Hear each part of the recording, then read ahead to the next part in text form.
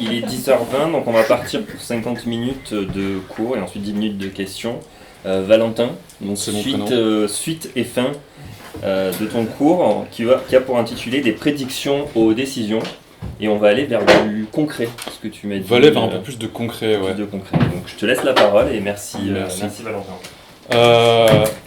Merci.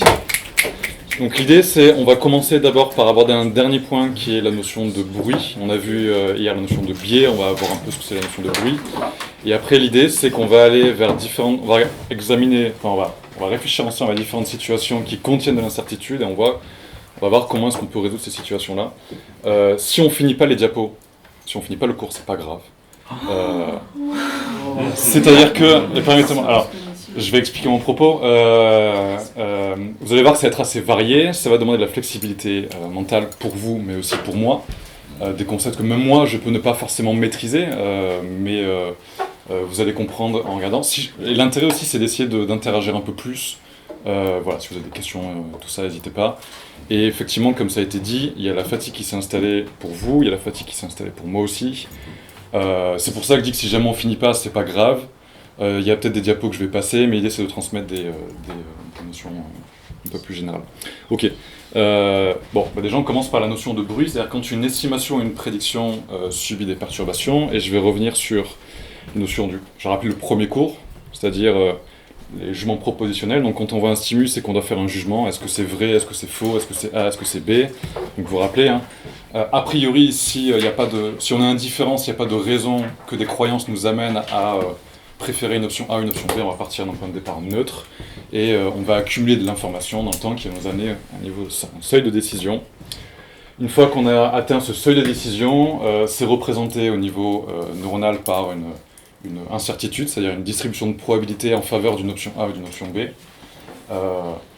Quand on doit faire un choix, en fait, je reviens sur ce qui a été abordé au niveau de Céline, c'est-à-dire on peut avoir 60%, 75% de certitude, mais quand il est question de faire un choix, le choix est forcé, et donc ce qui va se passer, c'est qu'on va calculer l'intégrale sous la courbe, et ça va nous amener à dire, ok, en fait, 70% de chance pour que 2 soit la bonne réponse, en tout cas la réponse la plus probable, je vais donner celle-ci, et c'est comme ça qu'on va arriver à un comportement basé sur la confiance. Et puis si on demande de verbaliser, de communiquer, on va dire ok, en fait je suis sûr de moi à 70%. En gros l'idée là c'est que c'est bien beau d'essayer d'exercer l'esprit critique, mais il y a un moment où parfois il faut faire un choix. Et ce choix il se fait en fonction de ce qu'on estime être le plus probable, ce qui provient de l'accumulation de l'information. Et donc à ce niveau-là il peut y avoir les biais qui s'exercent en fait. Donc on l'a vu, le rôle des biais dans les jugements, le biais peut être ultra intéressant. Quand l'information est rare, dégradée, un certain complexe bruité, ou que l'environnement est suffisamment prédictible, donc les biais sont une composante des heuristiques. Ce que je rappelle, c'est qu'on a tendance à parler d'heuristique et de biais. Quelque part, c'est un dévoiement de la littérature. C'est plutôt les biais sont une composante. C'est parce qu'il y a un biais, parce qu'on ignore de l'information, qu'on peut mettre en place une heuristique. C'est-à-dire que l'heuristique, ça consiste à ignorer de l'information pour être plus efficace. Et on se focalise sur l'information qu'on considère être la plus pertinente. Ce qui permet d'avoir une prédictivité qui est quand même assez efficace. Dans ces situations-là, la prédictivité est meilleure, en fait, parce qu'on peut être parfois influencé par l'information qui est non pertinente, du bruit. Et c'est également robuste à l'incertitude, parce que, justement, en fait, cette sensibilité au bruit que j'essaie d'expliquer. Voilà. Donc en simplifiant, les heuristiques, elles introduisent un biais. C'est-à-dire qu'on va volontairement ne pas prendre en compte toute l'information. Ça va nous faire nous dévier un petit peu de la vérité, entre guillemets. Mais ce compromis, en se biaisant soi-même, ça évite d'être sensible aux irrégularités, et donc ça évite de donner des jugements qui sont en fait pleins de variances, pleins de bruit. Donc en fait là on va parler du rôle du bruit. Donc sur un ensemble de jugements qu'un individu émet, il y a cette portion de biais, c'est-à-dire la déviation par rapport à la norme. Il y a cette variance, c'est-à-dire sur un ensemble de jugements, l'individu, il y a de la variabilité. Et puis il y a cette composante de bruit, c'est-à-dire que c'est indépendant du biais qu'on a dans notre jugement, c'est indépendant de ce qu'on a appris avant des régularités et des irrégularités. Il y a un truc là qui se met en place, il y a un grain de sable qui vient se mettre dans le rouage et qui vient te faire tout dériver. Donc en fait, quand on est sur un jugement singulier, ce qui s'exprime, c'est le biais ou la précision et ce bruit Ce qui va faire qu'on peut avoir tendance sur un ensemble de décisions à être biaisé là, mais que si on rajoute du bruit, on risque de shooter un peu à côté. Voilà. Cette notion de biais, en fait, elle explique pourquoi est-ce que il peut y avoir des déviations par rapport à la norme ou par rapport à ce qu'on a dit après. Oui. Ça paraît bizarre de faire la distinction entre variance et bruit. Ouais. En fait, le bruit, c'est sur un jugement singulier, et la variance, c'est sur un ensemble de jugements. En fait, tu fais la somme, si tu fais la somme, tu arrives à de la variance sur le nom. Voilà. Il y a différents types de bruit. Là, je reprends les travaux de notre meilleur ami, Kahneman. Dans son ouvrage Kahneman avec Sibony et Sunstein en 2021, avant qu'il décède, Kahneman a écrit un bouquin qui s'appelle Noise, donc qui concerne la notion de bruit, et qui révèle que on s'est beaucoup focalisé sur l'importance du biais dans le jugement, mais on ignore souvent la notion de bruit, en fait. Juste tous ces trucs qui viennent nous faire... voilà, des trucs qui viennent nous faire dériver. Donc le bruit systématique, c'est la variabilité globale. Et puis, imaginons dans les cas de juges, quand il faut émettre des jugements sur des ensembles de cas, on peut avoir un ensemble de criminels qui commettent les mêmes crimes et qui ont les mêmes caractéristiques socio-économiques. Et ben, entre deux juges, on va avoir des jugements très différents. Et ça, c'est la variabilité du bruit qu'on appelle le bruit de niveau. Donc, pas nécessaire de se rappeler des termes, mais c'est pour exprimer l'idée qu'il y a des différences systématiques entre des juges. Donc c'est du bruit qui n'est pas lié aux objets sur lesquels il faut faire des jugements. Donc ça veut dire qu'il y a du bruit qui est lié à un individu en lui-même. Et puis parfois, un individu, face à différents cas, va également exprimer un bruit particulier, donc ça on appelle le bruit de pattern. Donc un juge va être plus sévère pour certains crimes et plus indulgent pour d'autres. Donc peut-être qu'on a deux juges. Un est un peu plus sévère qu'un autre, et puis chez ce juge plus sévère, peut-être qu'il va être un peu plus clément pour certains types de cas. Il y a la possibilité qu'ils ne s'en rendent pas compte, mais voilà, il y a ce bruit qui s'exprime. Et ce qui est, pour le coup, moi je trouve le plus pertinent, c'est cette notion de bruit occasionnel. C'est-à-dire qu'on a beau être très efficace, on a beau avoir appris, je sais pas, exercer un modèle très efficace, s'être bien calibré, etc., il y a toujours du bruit qui va s'exprimer. Ce bruit, on peut l'exprimer en termes d'humeur, l'impact de l'humeur qui va faire qu'un juge, par exemple, va être plus clément peut-être le matin versus le soir. Dans ce bouquin, donc, les médecins sont plus susceptibles de prescrire des opioïdes et des antibiotiques à la fin d'une journée.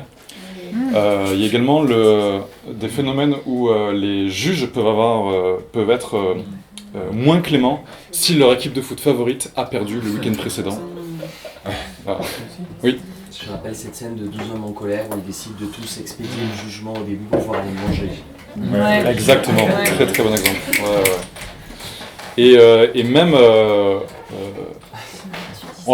d'un point de vue neuro, si on part du principe qu'il y a eu des activités qui sont activées par des stimuli, mais qu'il y a également de l'activité spontanée, et qu'il y a l'incertitude au niveau neuronal. L'incertitude au niveau neuronal, ça signifie qu'il peut y avoir des fluctuations au niveau de l'activation des patterns. Du bruit occasionnel peut être simplement dû à des activités spontanées des neurones. En fait, il y a du bruit qu'on ne peut pas contrôler, qui peut être lié simplement à l'activité, au pattern d'activité cérébraux, et là on ne peut rien y faire. Ce serait même pas lié à l'humeur, même pas lié à la fatigue, ce serait une dimension un peu qu'on pourrait résumer par du hasard, quoi. C'est de l'activité spontanée. Oui. Par rapport au truc du médecin, est-ce que ça peut... Enfin, parce que le soir, c'est aussi le moment où les gens sont plus anxieux, où il y a eu la journée qui est passée, où en fait on se lève pas en se disant bon bah... oui, à moins que tu aies passé vraiment une nuit de merde où tu as eu mal, mais en fait quand même il y a l'idée de la journée et puis ben, tout ce qui est addiction, etc. Enfin en fin de journée, pour le voir aussi des fois en sortant du travail où... Bah, on va au magasin et on prend des bières, on prend de l'alcool, enfin quoi, même de manière assez... Donc à voir comment c'est... Les deux sont liés. Exactement, ouais, parce qu'en fait, il peut y avoir plein d'interactions dans tous les sens, ça peut être positif, négatif. Le problème, c'est qu'on a tendance à être aveugle, à ne pas prendre en compte, à penser que si jamais on formule un jugement qui s'écarte à la norme, c'est parce qu'on est biaisé, quoi. Non, des fois, c'est juste parce qu'il y a du bruit qui s'insère. Et c'est très difficile à contrôler. Dans l'ouvrage de Kahneman, Sibony et Sunstein, il y a ce juge, je crois, qui dans les années 70 a essayé de formaliser un peu plus la manière dont les décisions juridiques peuvent être formulées, y compris au niveau des crimes. Donc il y a des moyens de réduire l'écart, mais ça ne va pas tout clarifier, quoi. Il y aura toujours... Et puis il y a aussi des fois la volonté où, quelque part, cet écart à la norme Si jamais on n'est pas sur des jugements comme ça, mais sur des goûts personnels, en fait c'est là où entre guillemets, la personnalité s'exprime. On peut vouloir conserver aussi ce bruit parce que donc il faut bien distinguer les situations où le bruit c'est important de le réduire et la situation où en fait on veut le maintenir parce que il y a quelque chose de très personnel qui s'exprime. En gros l'idée c'est que voilà, imaginons un juge devait formuler un ensemble de décisions, on pourrait observer un pattern, un certain écart à la norme, mais lorsqu'il est question de formuler un seul jugement, en fait c'est comme si une de ces décisions possibles était sélectionnée et s'exprimait. En fait, ce qui est important, c'est la notion de Kalman-Sibony-Eisenstein, je cite, c'est une décision singulière, c'est un processus récurrent qui ne s'exprime qu'une seule fois. Ce qui est difficile, c'est d'identifier, voilà, ce truc-là, est-ce que c'est du biais qui s'exprime, est-ce que c'est du bruit qui s'exprime, et c'est très difficile de... Voilà, le bruit nous est invisible, principalement, parce qu'on a tendance à traiter chaque jugement comme unique, mais on le voit surtout dans les expérimentations. Si on demande aux gens de prononcer différents jugements, en fait, on se rend compte qu'il y a des régularités et des irrégularités qui s'expriment, ce qui n'est pas visible quand on formule un seul jugement. Oui.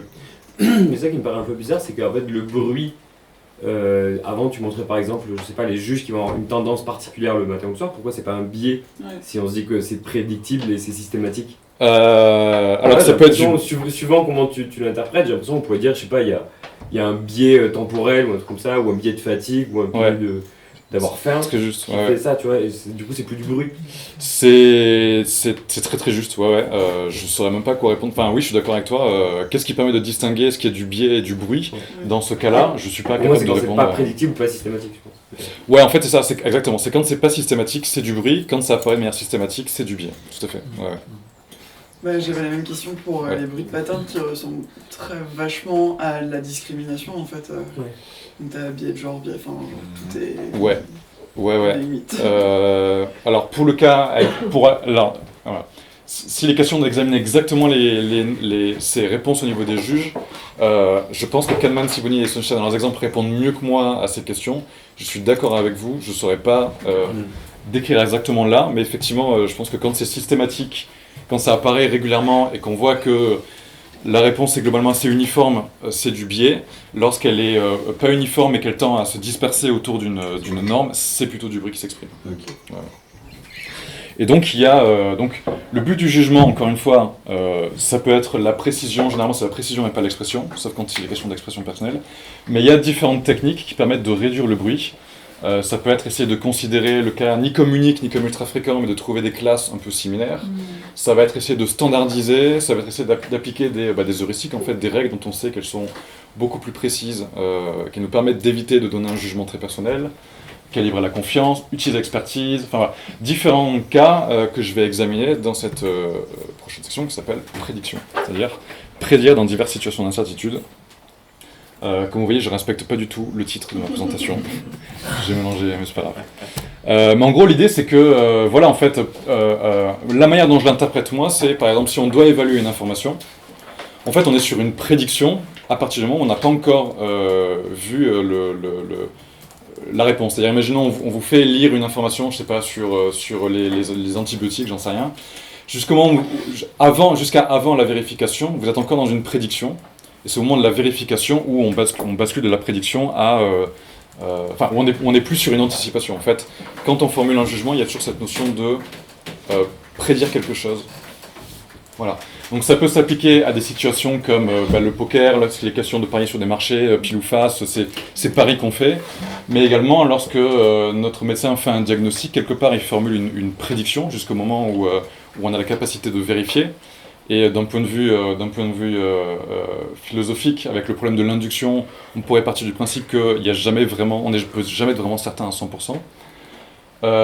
Lorsqu'il est question, je sais pas, de recruter quelqu'un, pareil, on fait une prédiction sur ses performances à partir de ce qu'on a devant nous. Donc voilà. En fait, cette notion de prédiction, elle s'exprime vraiment tout le temps, en fait. D'où la notion de cerveau prédictif qui est ultra importante en neurosciences. Donc l'exemple que je vais prendre, c'est lorsqu'il est question de prédire des événements aléatoires, à pile ou face. Donc pile ou face, il y a une chance sur deux que ce soit pile ou que ce soit face. A priori, chaque lancer est indépendant. Imaginons, on fait pile ou face, on observe, ça c'est pile. Si jamais il y a un deuxième lancer, qu'est-ce que vous prédiriez vous? Est-ce que vous diriez que ce serait pile ou face? Ceux qui pensent que c'est pile, levez la main. Il n'y a que 2. Mais excellent, il n'y a que 3 personnes qui disent que ce sera pile. Pourquoi, à votre avis, est-ce que vous avez tendance à répondre ça? Les probabilités sont indépendantes. Ouais. Mais pourtant, il n'y a que 3 personnes qui prédisent pile. C'est parce que t'as pas demandé pour face. Mais il y a plein de gens qui auraient levé la main rien. Ouais, mais s'il n'y a que 3 personnes qui sont pour pile, il y a 15 personnes qui sont Non, pour il y a peut-être 3 personnes qui sont pour face et personne qui lève la main pour le reste. Qui disent que je pense qu'on n'avait pas compris la question. Qu'est-ce que vous savez pas? Ok. Alors, on ne s'est pas compris du tout. On a fait pile au premier lancé. Pardon? On a fait pile au premier lancé. On a fait pile au premier lancer. Oui. Prochain lancer, combien de personnes pensent que ce sera pile? 1, 2, 3, 4, 5, 6, 7.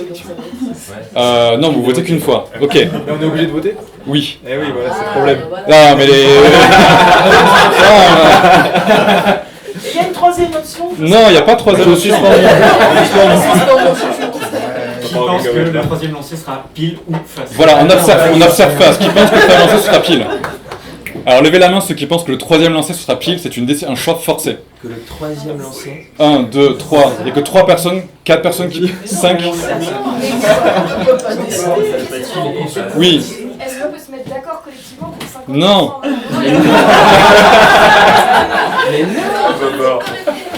Mais la question, elle est pas là. Je ne demande pas personnellement de trouver la bonne réponse. J'essaie d'illustrer un cas au niveau des ensembles.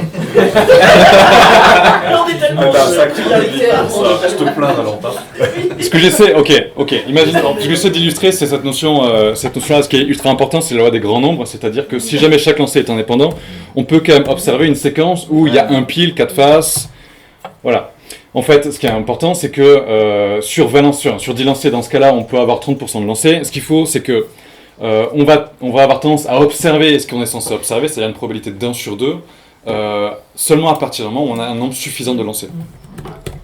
Voilà. C'est-à-dire que c'est une simulation que je n'ai pas lancée, mais que j'ai récupérée chez des gens parce que la flemme d'écrire le code en Python. Mais si jamais on relance cette simulation plein de fois, c'est possible qu'on observe une tendance à 50% qu'à partir de 70 lancers. Donc, cette notion d'un événement aléatoire auquel on s'attend, on ne peut l'observer que quand... Oui.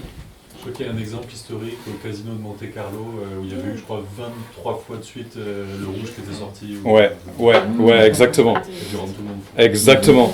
En fait, c'est ultra important, c'est que la probabilité pour qu'il y ait pile, c'est la même probabilité que la probabilité qu'il y ait pile face-face ou face-face-face. C'est un phénomène très important. Néanmoins, les individus sont soumis à ce biais qu'on appelle Gambler's fallacy.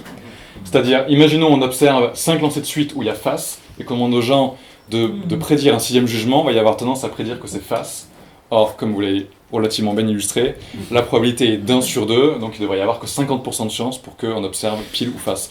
Mais dans l'ensemble, les gens ont tendance à dire face. Oui, c'est effectivement pas comme ça qu'il faudrait qu'on calcule pour corriger le biais. Normalement, sur un petit nombre de lancers, je sais plus quelle est la limite exactement, mais du coup, on peut spéculer qu'effectivement, second lancer, la probabilité de tomber sur face est plutôt de l'ordre de 66%. Non. C'est pas exactement ça le calcul? 50 Non. Non, du coup, là, je fais une prédiction qui ne tient pas compte du côté indépendant du lancer, mais qui tient compte du premier. Que je soustrais en fait, ce qu'il est en train de faire, c'est des probas bayésiennes. Donc, c'est en sachant que la première fois qu'on ça et qu'on va faire 10 lancers, alors à ce moment-là, tu peux faire des probas bayésiennes et là, ça va influencer la proba de ton deuxième lancer. Oui. Parce que donc, si tu sais au départ que tu vas faire 10 lancers, donc c'est comme tirer des boules dans un seau. Pourquoi je dis seau? Dans un sac. Tu sais qu'il y a 10 boules. Donc là, tu as ta masse totale. J'ai oublié le nom, c'est le truc qui est en bas dans la formule de Bayes, quoi. Et donc, ça va, en fait, quand tu vas... si tu sais déjà qu'il y a eu un premier lancer qui va être ça, et que tu sais que sur la totalité de tes lancers, il y a une proba de 50%, en fait, la proba de 50%, elle ne vient pas de nulle part. Chaque lancer, il va... réduire la statistique restante pour la suivante. Ouais, voilà, c'est ça. Mais c'est parce que c'est sans remise. C'est parce que tu c'est pas la question. Ça n'empêche pas que ce soit indépendant. Justement. En fait, c'est... On pourra en parler après, peut-être, non? Ouais. Non, mais pour le coup, c'est intéressant. En fait, je pense que ça... Enfin, comme j'ai dit, il y a moyen que ma présentation soit incomplète. Mais là où je veux en arriver, c'est que on a tendance à... C'est plus logique de penser. Mais que si tu sais combien de lancers ça. Oui, on laisse Ah non, mais pour le coup, c'est très bien si on part sur une discussion. Le but de la présentation, c'est un peu ça aussi. Ce dernier cours, c'est de se lâcher un peu. Mais ça, c'est de la philosophie des probas, hein, les gars. C'est hyper complexe. hein, c'est pas du tout simple. Mais effectivement, là où je veux en venir, c'est qu'on va avoir la tendance à prédire les résultats futurs en se basant sur les résultats passés. Ici, dans ce cas-là, donc à chaque lancer, il y a systématiquement une chance sur deux.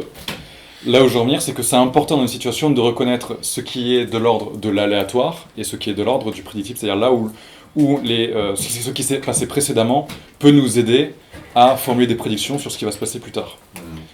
L'exemple là, l'intérêt de l'exemple, c'était d'illustrer ce principe-là, de réussir à distinguer, en fait, le challenge, ça va être de distinguer pour une nouvelle situation, est-ce que ça c'est de l'ordre du hasard, ou est-ce que c'est de l'ordre de je peux le lier à des événements passés. Cela étant dit, et peut-être que ça va répondre à vos questions, qui a mis des biais dans mon pile ou face? Parce qu'il y a eu cette expérience de Diaconis, Holmes et Montgomery avec une machine à lancer de pièces déterministiques, et il est possible de prédire facilement, avec nuance, quand est-ce qu'une pièce va tomber sur pile ou face. Alors, ah oui. Donc en fait, ils ont créé cette machine qui va permettre de prédire. Alors, le résultat du lancer est prédictible. À partir, je mets là parce que j'ai besoin de m'aiguiller. Mais en fait, si on peut calculer la vélocité verticale et la vélocité angulaire, et que la vélocité est suffisante, passer une vélocité suffisante, on peut prédire si la pièce va tomber sur pile ou sur face. Donc quand est-ce qu'on est dans du hasard, quand est-ce qu'on n'y est pas? Il se trouve également, on peut tirer comme prédiction à partir de ça, que si le résultat est si le lancer est suffisamment vigoureux, le résultat est biaisé vers la position de départ avec une probabilité qui tend à 0,51. C'est trop bien ça. Cependant, pour le détecter, il faut environ 250 000 lancers. On n'est pas couché. Mais il y a une importance de l'orientation initiale et un possible rôle des légères asymétries de masse dues à la... Il y a aussi, et également un possible rôle des légères asymétries de masse dues à la gravure, c'est-à-dire que... il y a un côté qui est un peu plus lourd que l'autre. Et au bout de 250 000 lancers, elle a changé, donc... En plus, à force de faire ça, tout à fait. Non mais c'est vrai, enfin c'est... donc voilà, on peut prédire une supériorité en conditions non informatiques, donc avec une vraie pièce. C'est-à-dire, si jamais on devait faire un pari, il y a la possibilité de gagner si on parie toujours sur la position de départ, mais il faut pour ça faire 250 000 lancers.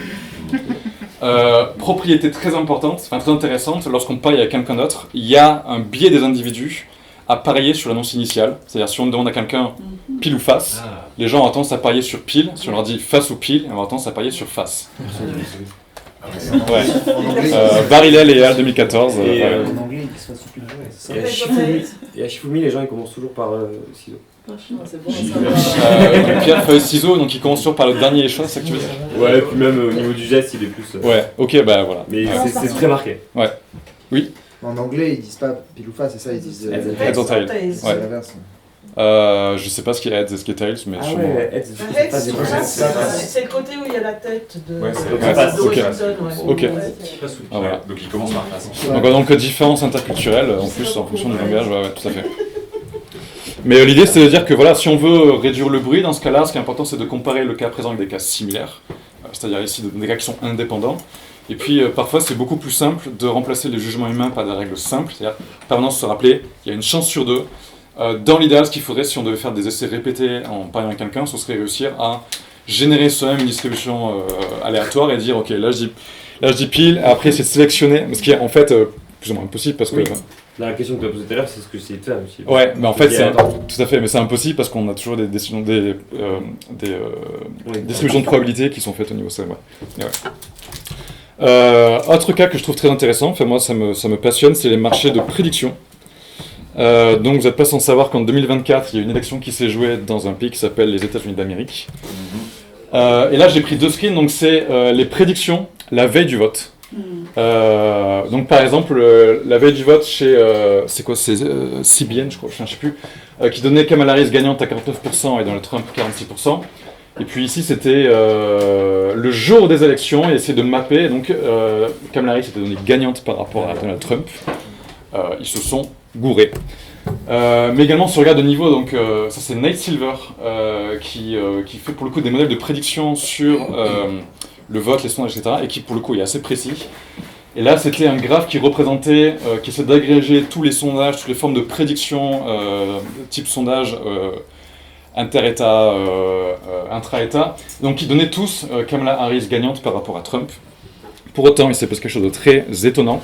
Avant de prendre ça, c'est que un peu avant l'élection de Donald Trump, les marchés de prédiction ont été autorisés, ont été rendus légaux. Et donc ça consiste en un marché où on peut parier de l'argent sur un outcome. Ça peut être, par exemple, pour quel pape serait élu. Il y a des gens qui ont parié de l'argent sur quel pape serait élu, donc il y a des gens qui se sont fait de la thune, parfois plusieurs millions de dollars. Et sur la prédiction de Donald Trump, il y a eu vraiment une masse d'argent. Je ne sais pas si elle est écrite là. Non mais le volume c'est plus de 3 milliards de dollars qui ont transité sur un pari sur... Et ça prédit mieux, c'est ça? Mais ça, incroyablement. Donc en fait là on peut voir la probabilité pour que Donald Trump soit élu et la probabilité pour que Kamala Harris soit élue. Donc Kamala Harris elle a été annoncée plus ou moins en août, parce qu'avant c'était Biden qui était annoncé. Mais on peut voir là, dès le 8 octobre, le marché, donc c'était en novembre, je ne sais plus quelle date exactement, mais c'était le 6 novembre, j'ai écrit ici. Donald Trump a été élu le 6 novembre. Dès le 8 octobre, les marchés de prédiction donnaient Donald Trump gagnant. Ça, c'est un marché, ça s'appelle Polymarket. Nate Silver d'ailleurs est consultant pour ce marché. Mais c'est un marché où les gens prédisent de l'argent réel. Il y a également un marché concurrentiel qui s'appelle Manifold, où on peut parier du faux argent. Et en fait ici, Donald Trump n'a pas été gagnant dès le 8 octobre, mais un peu après. Mais en fait, on peut voir que autour du 20 octobre jusqu'au 6 novembre, la probabilité donnait beaucoup plus Donald Trump gagnant que Kamala Harris. Oui, il est là. C'est possible de voir l'influence de ces marchés-là sur les prédictions, enfin sur les résultats, parce que j'imagine que les gens qui ont quoi parier des millions dans des trucs comme ça, et qui ont peut-être des motivations à faire gagner l'un ou l'autre, peuvent aussi influencer. C'est une très très bonne critique, c'est une des grosses critiques qui est faite à ces marchés, c'est pour ça que ça a été compliqué d'autoriser. Je saurais pas, honnêtement je saurais pas répondre, si tu veux. Moi, je sais pas répondre à cette question, mais j'imagine que c'est bien plus les... Enfin, j'ai l'impression que ce genre de choses est beaucoup moins connu que les sondages d'opinion. Et les sondages d'opinion se trompent, donc... Justement, ce que je veux dire, c'est est-ce que les gens qui parient dans les marchés comme ça, qui ont les moyens de parier aussi des grosses sommes, ils n'ont pas aussi les moyens d'influencer les votes? Mais comment? Avec les médias, avec tout ça.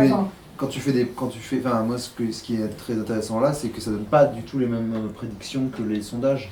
Les sondages, je pense qu'il y a aussi beaucoup d'argent qui tourne derrière. Mais il faudrait regarder là aussi, pour le marché de prédiction, il y a des milliards qui transitent, mais peut-être qu'il n'y a pas beaucoup de gens qui donnent beaucoup. Oui, c'est possible. Enfin, il y a peut-être beaucoup de gens qui donnent peu, enfin je sais pas, il faudrait voir les solutions. Non mais il y a des feedbacks, c'est sûr qu'il y a des feedbacks d'une certaine façon. Je pourrais postuler que les sondages, ils dépendent beaucoup plus de l'état des croyances à l'instant T, alors que le marché des prédictions, il dépend beaucoup plus d'une démarche prédictive documentée, et que du coup, ils sont moins susceptibles de faire des erreurs, et surtout si en plus la prédiction, elle se base sur une information type des leads initiés. Typiquement, c'est le même problème qu'en bourse en fait. Très bonne réflexion et qu'on va étendre après, mais pour finir de répondre à la question, c'est effectivement une critique. Je sais qu'il y a des réponses à cette critique, j'ai noté les papiers quelque part, mais j'ai pas intégré les infos, je saurais pas répondre à ça, mais c'est pour ceux que ça intéresse. Je peux filer ma grosse docu sur les marchés de prédiction. Et du coup, comment dire, c'est assez robuste ce genre de résultat, genre on le trouve sur d'autres... Je vais montrer, je vais illustrer après. D'abord, je vais expliquer un peu le principe, et après je vais illustrer la robustesse, mais c'est ça qui est effectivement très intéressant. En fait, le principe, c'est globalement, c'est une interface où on peut parier, par exemple, sur le candidat, et ça force un choix binaire en fait. Donc, il peut y avoir plusieurs candidats, mais on va demander pour tel candidat, vous voulez parier sur oui ou non. Et donc, pour être en faveur, en fait, on va parier sur oui, on peut parier sur non. L'idée, c'est qu'on achète. En fait, ça repose sur le même principe que les paris sportifs ou les bookmakers, en fait. Si vous avez regardé Peaky Blinders, le même principe que les bookmakers, c'est un vieux principe. Qui a été un peu plus formalisé. L'idée, c'est qu'on achète et on vend des parts qui représentent l'issue d'événements futurs. Et en fait, en permanence, pour chaque part qu'on va acheter, si on est un acheteur, il faut qu'on ait un vendeur de l'autre côté.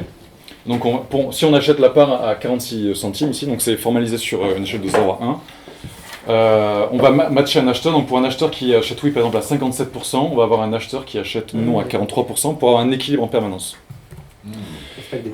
Et en fait, ce qui se passe, c'est que lorsque l'événement se produit, par exemple, si vous pariez yes et que l'événement se produit, vous allez recevoir pour chaque part 1 euro ou $1. Et si vous perdez, vous recevez non. En fait, ce qui va se passer, c'est que ça a des propriétés intéressantes. déjà, le prix, ça représente la probabilité estimée pour le marché.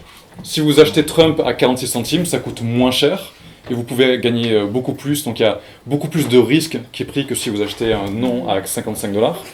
Ça veut dire que le marché estime qu'il n'y a que 46% de chance, là c'est arrondi, 46% de chance pour que Trump soit favori. Et comme vous prenez un peu plus de risques, la récompense est supérieure par rapport à moins de risques. Et donc on peut lire le marché et savoir à quelle probabilité estime le marché pour que Donald Trump soit gagnant. J'ai raté un moment. Ouais. C'est qui dit que ça coûte 0,46 centimes? C'est le marché. Et comment c'est... Mais qui est le marché? C'est tous les acheteurs. Le marché, c'est tous les gens qui veulent parier. C'est la moyenne. C'est la main invisible. Non mais pour le coup, c'est une réalisation de la main invisible. Il y a des situations dans lesquelles la main invisible fonctionne. Typiquement, ce genre de marché, ça fonctionne plus ou moins. Je vais continuer à expliquer pourquoi, mais... Donc en gros, l'idée, c'est que t'as un acheteur rencontre un vendeur. Donc pour pouvoir faire un pari, t'as une personne qui va acheter une première part. Donc plus t'as de gens qui vont acheter deux parts oui, plus ça va augmenter la probabilité de oui. Comme le marché estime que oui est le plus probable, ça va coûter plus cher pour acheter un oui parce que tu prends moins de risques. Et en fait, t'as ce mécanisme qui va se mettre en place. D'accord. Ce que ça signifie, c'est la théorie du marché efficient, c'est-à-dire qu'une personne qui a accès à typiquement, comme on dit dans les marchés financiers, un délai d'initié. Il n'y a pas vraiment de délai d'initié, mais si jamais vous avez une information que personne n'a, vous avez tout intérêt à en profiter pour acheter un max de parts, pour vous faire de l'argent, et en fait, ça diffuse l'information. Exactement. C'est-à-dire que ceux qui ont une information très précise vont en profiter pour acheter, et donc ça va orienter les prédictions.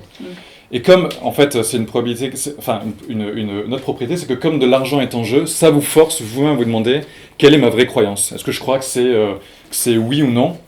Le problème qui peut se passer, c'est que vous pouvez en profiter en vous disant « Ok, le marché dit 55%, il y a plus de probabilité pour que ce soit la bonne réponse, moi je vais profiter du marché et mettre de l'argent dedans. » Par contre, une personne qui identifie qu'en fait le marché dérive vers une réponse trop éloignée par rapport à le vrai état, va se dire « Ok, moi je vais mettre un max de thunes là-dedans. » Il y a des gens qui mettent des millions là-dedans et qui vont profiter et se faire beaucoup de gains en profitant de ce processus. Autre propriété intéressante, ça permet d'enregistrer et de suivre les performances. Donc on peut voir comment est-ce que le marché réagit aux informations. Et Google, par exemple, s'en sert comme support aux décisions, c'est-à-dire est-ce qu'on devrait mettre en place telle ou telle décision, ils mettent en place une dynamique de marché au sein de Google pour guider leur politique. Il reste 15 minutes, est-ce que tu veux prendre des questions? Oui, pourquoi pas, ouais. Quand des gens décident, cliquent en disant « moi je mise à 46%», est-ce qu'ils justifient leur décision publiquement ou pas? Parce que ça doit influer aussi. On peut justifier publiquement, mais il n'y a pas de nécessité. Mais en fait, dans d'autres situations, on peut justifier publiquement. Je vais continuer et accélérer un petit peu, parce qu'il reste que 15 minutes. Mais avant les questions, je précise. Ok, on a déjà pris des questions, donc je ne sais pas si ça compte. Bon, bref. En gros, l'idée, donc pour expliquer, je ne sais pas si vous êtes au courant de cette expérience de Galton du XVIIIe siècle, je crois, où une foule devait estimer le poids d'un bœuf. En fait, chaque individu indépendamment a tendance à ne pas trouver le poids du bœuf, mais si on fait la moyenne ou la médiane des estimations, on s'approche pas mal du poids du bœuf. En fait, c'est ce qu'on appelle la sagesse des foules. C'est un peu le même principe, ça repose sur l'idée que un jugement agrégé d'un groupe est plus précis que celui d'un expert, à la condition que les prédictions soient privées, indépendantes et diverses. En fait, lorsque les individus font des prédictions où elles sont interdépendantes, les individus en fait, les croyances s'ancrent sur celles des gens qui précèdent. Et en fait, là, on tombe sur la stupidité des foules. Pour avoir un mécanisme précis, il faut qu'il y ait cette sagesse des foules. Voilà. En fait, ça repose sur un principe de skin in the game qu'on retrouve également chez Kant, je suis assez surpris, mais sinon qui est assez documenté et qu'on utilise énormément en littérature, en économie, que j'utilise dans mes tâches.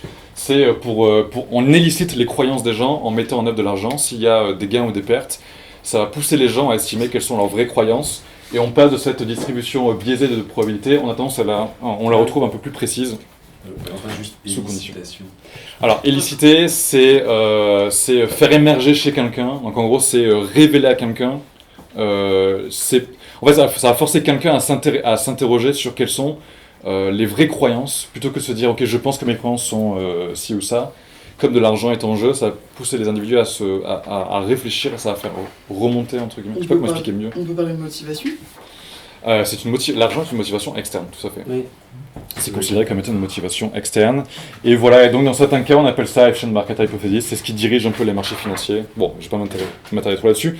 Mais maintenant, en termes de performance, en fait, plus on s'approche du moment de résolution, plus le marché est performant. 4 heures avant la résolution du marché, c'est-à-dire le moment où on arrive à l'outcome, la prédiction, l'accuracy c'est 95%, jusqu'à 1 mois ça peut aller jusqu'à 90%.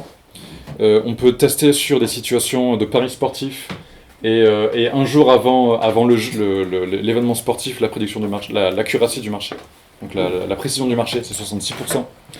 Et surtout, si on regarde si on compare en fait, si on regarde la calibration des marchés, donc on compare la probabilité prédite par le marché avec la vraie probabilité de l'événement, on se rend compte que le marché est plutôt bien calibré, sachant que certains marchés vont être un peu mieux calibrés que d'autres. Et ça, c'est une autre courbe qui représente un peu mieux des bins de basket de 5%. Enfin bref, montrer que... l'idée, c'est de montrer que les marchés sont plutôt bien calibrés de manière assez surprenante. Et en fait, c'est parce qu'il y a de l'argent qui est mis en jeu. Et ce type de méthode est utilisé pas mal. Donc c'est surtout Colin Camerer et ses co-auteurs. Mais c'est utilisé, par exemple, on peut se servir de la capacité de prédiction des marchés pour estimer la capacité de la recherche à reproduire des résultats. Je sais que mon labo, on a été appelé à faire des prédictions sur des résultats d'IRM, et tu avais une dynamique de marché qui permettait d'estimer... en fait, ça a permis de révéler que lorsque les chercheurs font des prédictions sur des hypothèses, on n'est pas si bien calibré avec ça. Pour des raisons que j'ai oubliées. J'ai oublié. La fatigue joue là-dedans. Et bref, l'idée c'est que voilà, dans ce cas-là, la sagesse des foules, ça marche très très bien. À partir du moment où on fait juger un ensemble de personnes de manière indépendante, qu'on agrège et qu'on standardise. Donc une foule est capable de prédire un événement qui est difficilement prédictible, étant donné certaines conditions. Je sais que j'ai pas... Moi si j'ai encore 10 minutes je crois de talk. Mais on peut employer d'autres... on peut s'intéresser à d'autres cas, par exemple les questions d'assurance. Donc, une maison qui brûle, c'est un événement rare et coûteux. A priori, chaque année, il y a environ 5,7% des maisons qui sont sujettes à, pas à brûler, mais à des... Comment ça s'appelle ? Des dommages au niveau de la propriété. 5,7% par année, ça va, c'est pas énorme. Si on s'intéresse à la probabilité d'avoir un événement de ce type sur 20 ans, la probabilité de n'avoir aucun sinistre sur 20 ans, c'est 0,3%. Autrement dit, il y a une très forte probabilité pour qu'un sinistre arrive à notre maison. Oui. 30%. La probabilité d'aucun sinistre est de 0,3%. Donc sur 20 ans. Sur 20 ans. Non, elle est de 30%. 0,3%. Oui. Oui, peut-être. Effectivement. C'est pas 0,3%.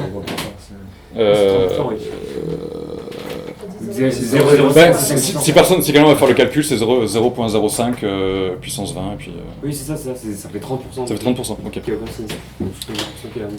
Donc on passe de 95% d'aucun sinistre à 30% d'aucun sinistre, autrement dit, c'est la merde.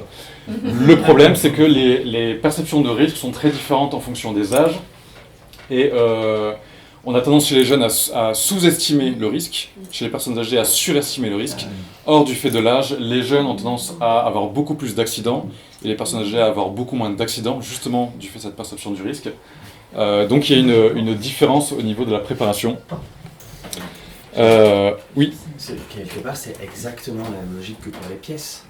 En fait, c'est la même logique que pour les pièces. C'est que là, on est capable de faire une heuristique qui fait qu'avec notre expérience, on va évaluer le risque à la hausse, du coup, alors que pour les pièces, on considère que c'est indépendant, alors que ça l'est pas vraiment. Tout à fait. Là, tu considères une année sans sinistre comme un lancer indépendant d'une pièce qui fait pile, quoi. Tout à fait. Voilà. Donc l'idée c'est de montrer que effectivement quand on regarde sur plusieurs années, en fait un risque qui a l'air assez faible, si on le prend sur un ensemble d'événements, le risque est en fait assez élevé, d'où l'intérêt de prendre une assurance, voilà. Autre propriété, c'est que pour les assurances, en estimant le nombre de personnes qui souscrivent une assurance, on peut prédire le nombre d'accidents, et donc il y a Même mécanisme de marché, c'est-à-dire que lorsqu'il y a une rencontre entre l'assuré et l'assurance, on a un mécanisme assez bénéfique où les individus cherchent à s'assurer, où les assurances peuvent estimer les zones dans lesquelles le risque est trop élevé. Comme le risque est trop élevé dans certaines zones, je pense par exemple au nord de la France du fait du changement climatique, le prix des assurances coûte beaucoup plus cher, ce qui va démotiver les individus à acheter une maison dans ces zones-là, et quelque part ça permet de faire une allocation plus ou moins cohérente sur le territoire.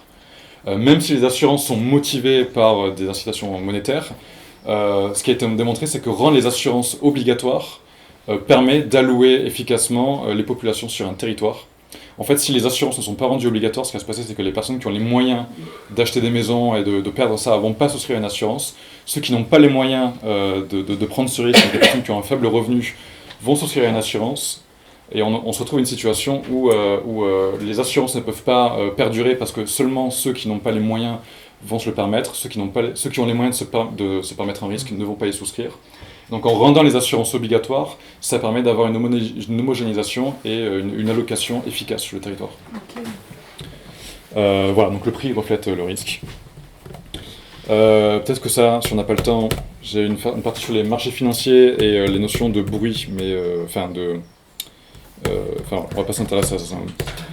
Ça va nécessiter un peu trop d'énergie de votre part et de la mienne. Mais autre exemple que je trouve très intéressant, là on revient sur la notion de calibration. Il y a des tournois de compétition, des tournois de prédiction d'événements géopolitiques. L'intérêt, c'est que ça combine à la fois des processus intellectuels basés sur des connaissances spécifiques et un processus de jugement, c'est-à-dire de calibration et de métacognition. Donc il y a ce site Good Judgment et cette plateforme Good Judgment Open. Good Judgment Open, c'est une plateforme où vous pouvez vous y inscrire et il y a des tournois de prédiction d'événements où vous pouvez vous battre contre d'autres individus. Et les meilleurs prédicteurs sur ce marché font partie, je ne sais pas comment expliquer, mais en gros ils sont loués à des entreprises pour prédire des événements difficiles à prédire. Donc par exemple, on appelle ça le super forecaster, donc c'est issu des travaux de Tetlock y compris. Mais voilà, il y a des individus qui sont capables de prédire de manière assez efficace, des individus qui ont l'air assez difficiles à prédire, qui se situent très loin dans le temps et qui sont très improbables.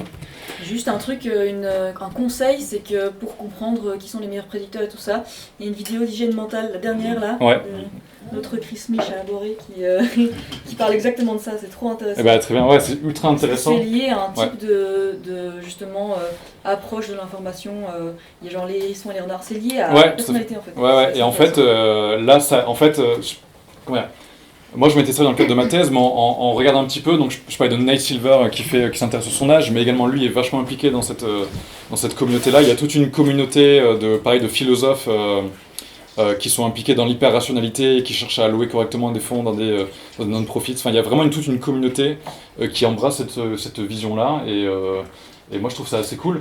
En fait, ce qui est marrant, c'est qu'on peut répondre par exemple à la question est-ce que les Nations Unies vont déclarer qu'une famine existe dans une portion du Yémen avant le 1er janvier 2026 ? Et ce genre de prédiction, qui a l'air très compliqué, on peut y répondre, on peut prédire ce genre d'événement. Ouais. Est-ce que du coup les Nations Unies regardent ce site et choisissent en fonction ? Oui, ouais. Alors je sais pas si je choisis en fonction, mais à la base, les travaux de Tetlock c'était basé sur donc c'était la IRPA, qui est la portion de l'armée américaine orientée vers l'intelligence, qui avait lancé un tournoi de prédiction dans les années 90. L'équipe de Tetlock et Barbara Mellers ont réussi à montrer qu'ils étaient beaucoup plus... qu'en entraînant, ils étaient meilleurs que des experts ou que des IA. Ouais. Et effectivement, donc il y a des entreprises qui font appel à ces super forecasters pour prédire des risques. Et il y a moyen que les Nations Unies, effectivement, monitorent ça. Je ne sais pas si c'est le cas, mais il y a moyen. Est-ce que c'est autoréalisateur ? Ah, tu veux dire dans ce cas-là, est-ce que... très bonne question, j'en ai aucune idée. Ils se disent, qu'est-ce qui est attendu de nous ? Bon, d'accord. Oui. C'est effectivement une question qui peut se poser, ouais. Oui, parce que même pour les politiques, par exemple. Ouais. Parce que les politiques, il faut se dire, s'il y a plein de gens qui pensent ça, donc c'est bien de faire ça. Parce que tout à fait. Ouais. C'est une très bonne réflexion. J'avais une question pour les super forecasters. Ouais. Est-ce qu'il n'y a pas... J'imagine que c'est contrôlé, mais est-ce qu'il n'y a pas juste un effet de biais du survivant ? Non, c'est vraiment, il faut que tu regardes la vidéo. Tout le monde fait n'importe quoi et en fait... Non, c'est pas ça. Il faut que tu regardes la vidéo pour des vraies raisons. C'est robuste. Ouais. C'est très intéressant. Je vais essayer de speeder un peu. En gros, l'idée... Enfin bon, j'en donnerai les slides après parce qu'il reste 5 minutes et il n'y a jamais abordé certains points. Mais en gros, Dans 79% des cas, les prédictions sur ce tournoi ont battu des IA ou une alliance entre un expert et une IA. Comment dire? J'essaie de traduire. 73%, c'est le pourcentage moyen de jours dans lesquels les prédictions ont mis la plus haute probabilité sur l'outcome qui est correct. Donc, entre guillemets, il y a une très forte calibration. Il y a un ensemble de principes que j'ai extraits, mais ça va être, en gros, décomposer les problèmes, équilibrer les points de vue. Sans surprise, il y a beaucoup de mettre à jour ses croyances de manière bayésienne, mais il y a aussi ce point-là sur lequel je veux insister, c'est le fait que les nuances sont importantes. Et on n'y porte pas forcément beaucoup d'attention, parce qu'on a tendance à extrémiser les probabilités. Mais il y a une énorme distinction entre penser que quelque chose est possible à 60% ou à 55% sur un ensemble de prédictions.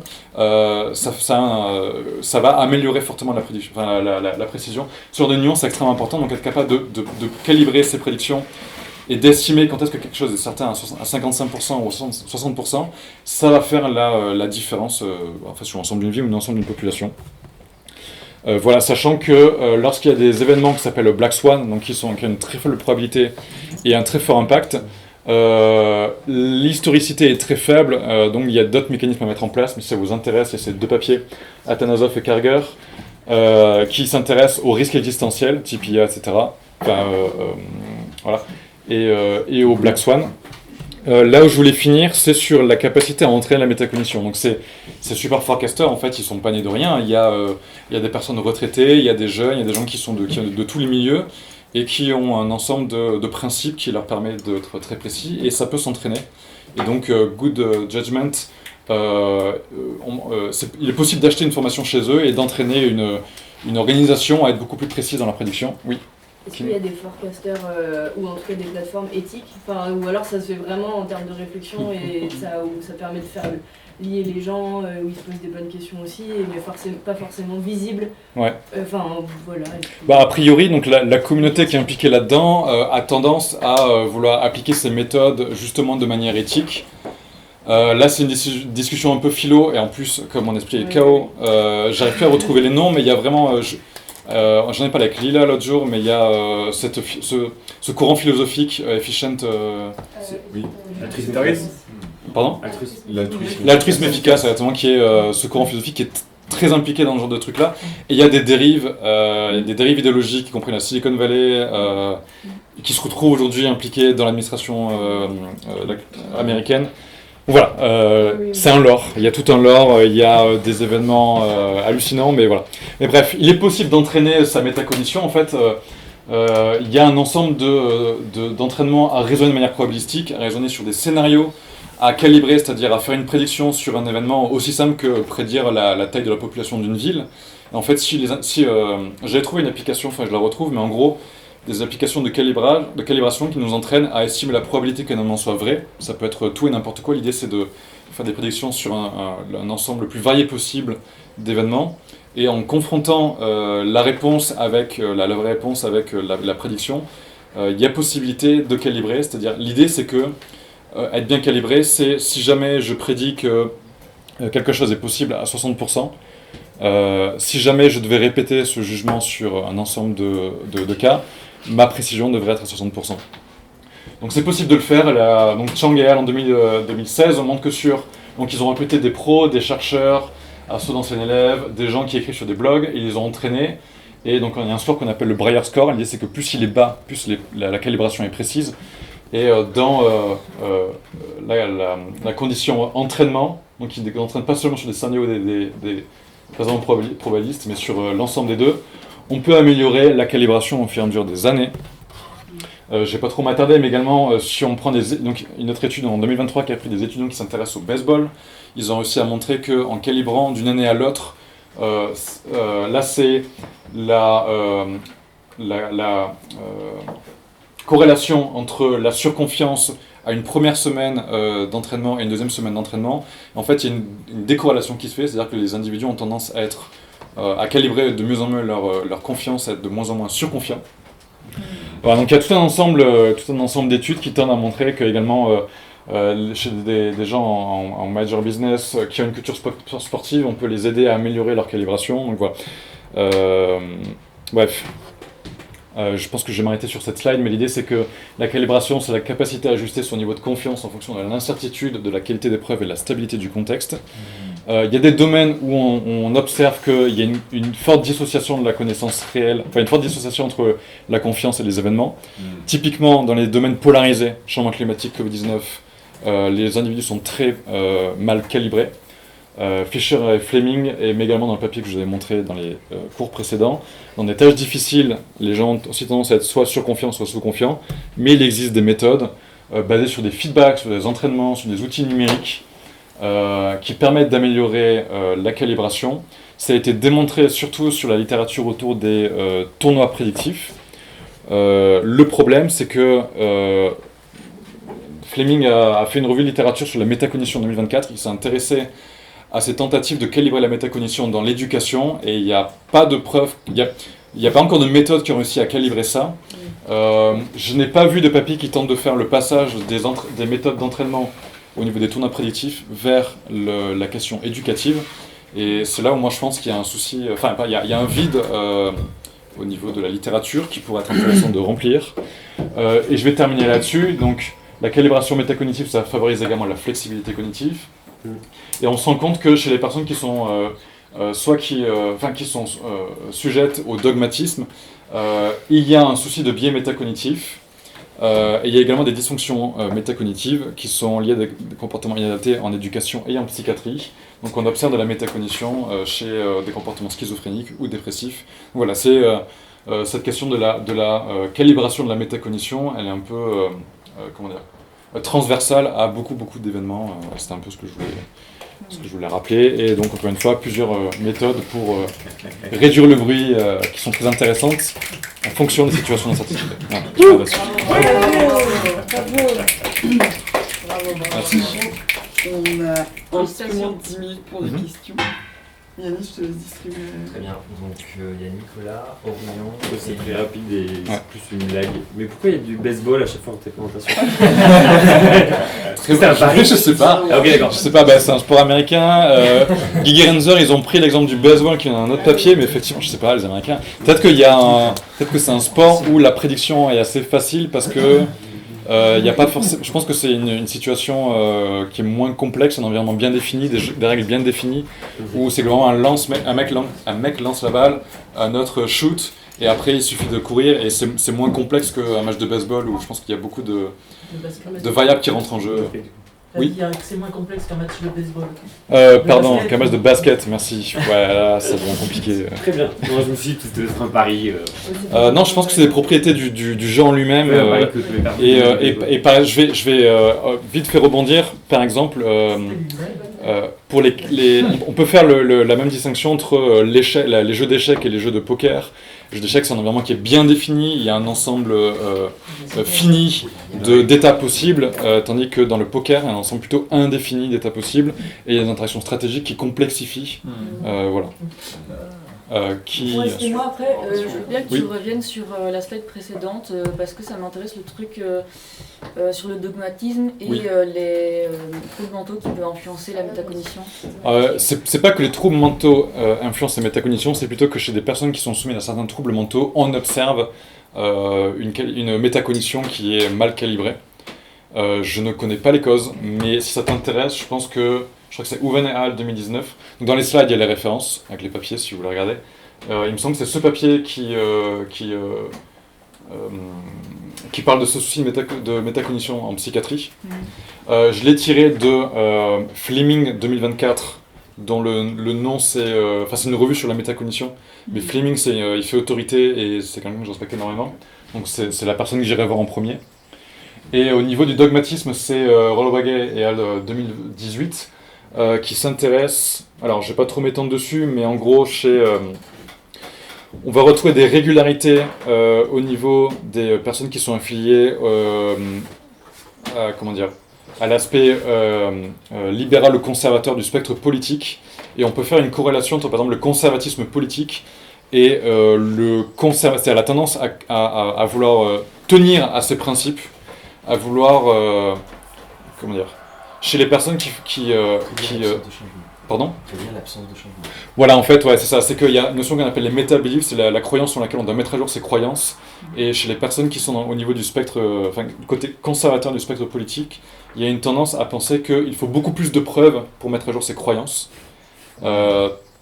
Vis-à-vis de ceux qui sont du côté libéral. Après, il y a d'autres corrélations du genre, les jeunes ont plus tendance à être côté libéral, côté conservateur que du spectre politique. Or, chez les jeunes, il y a beaucoup plus de tolérance à l'incertitude. Enfin, il y a toutes ces notions-là qui corrèlent. Mais voilà, le dogmatisme, ça corrèle avec une tendance à penser qu'il faut tenir fermement à ses croyances. Et on se rend compte également que chez ces personnes, il y a une métacognition qui est moins bien calibrée.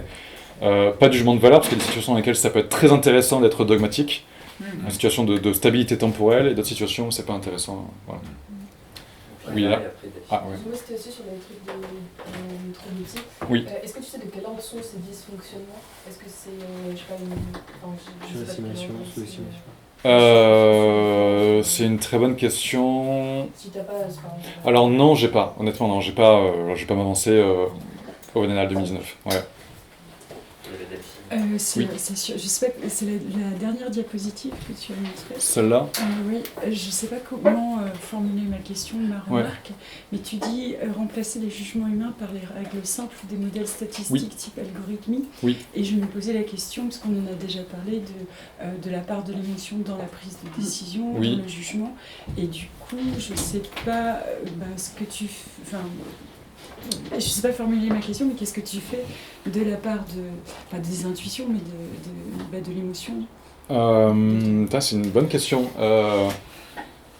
Bon, sans surprise, on a discuté, mais les émotions sont partie intégrante des décisions. C'est-à-dire que ce qu'on appelle l'émotion, la peur, la surprise, c'est une coloration psychologique, conscientisée, mais à la base, ça reste quand même un signal cérébral qui signale la pertinence d'un stimulus pour nous, positif ou négatif, plus ou moins intense.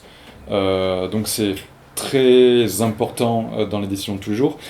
Mais il y a des situations où la décision n'est pas, elle est, on va dire, biaisée. Je sais pas, je retrouve plus le terme.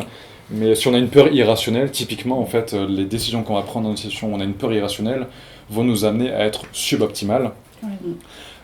Mais en fait, c'est plutôt... Ce sur quoi j'insiste, c'est la notion d'incertitude. Il y a des situations qui sont très incertaines, et c'est là où, quand c'est très incertain, les habitudes de jugement, les stratégies qu'on a, si on a des heuristiques qu'on a appris de manière, de manière indépendante, je sais pas, imaginons typiquement je vous ai montré la diapo sur le lancer de pièces. Je vous ai montré qu'une heuristique très simple, c'est d'essayer de sélectionner de manière indépendante si c'est pile ou si c'est face. Si on apprend ce genre d'heuristique à partir de sources optimales, comme typiquement la littérature, les appliquer, ça peut être très efficace. Donc si on développe des heuristiques en situation, et qu'on développe des heuristiques qui sont en fait biaisées, ça peut nous éloigner d'une... Je sais pas si j'ai été assez clair. Si. Okay. Je savais pas trop. En fait, il y a des heuristiques qu'on peut développer in situ qui peuvent nous éloigner de l'optimalité. Et si on est capable d'apprendre des heuristiques de manière indépendante aux situations, basées sur des maths ou des trucs comme ça, là, ça nous permettra de prendre des meilleures décisions.